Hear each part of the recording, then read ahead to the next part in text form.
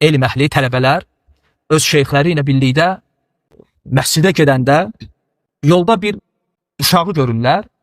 Uşaq anasını əsəbləşdirib, anası evin, həyətin qapısını açıb uşağı çıxarıb çölə. Uşaq da ağlaya-ağlaya qapını döyür. Ana da açmır qapını. Və bu cür uşağın yanından gedirlər məscidə. Sonra namazlarını qılıb məsciddən qayıdandan sonra görürlər ki, ana qapını açır, uşağını qucaqlayır, göz yaşlarını silir, bağrına basıb salır içəri. Və deyirlər ki, subhanallah, o uşaq bizə həyat dərsi verdi. Və bizə öyrətdi ki, göz yaşlarıyla, təkid ilə döyülən qapı mütləq açılır. Bu insana, anaya nisbətdə belədirsə, gör Allah azza və cəlləyə nisbətdə necə? Hətta Peyğəmbər sallallahu aleyhi və səlləm buyurur ki, mən ləm yəsəlillah yağdab aleyh. Allah ondan istəməyənə qəzəb edər. Və bir rəvayətdə gəlir ki, innallah yuhibbul mulhinə fi dua.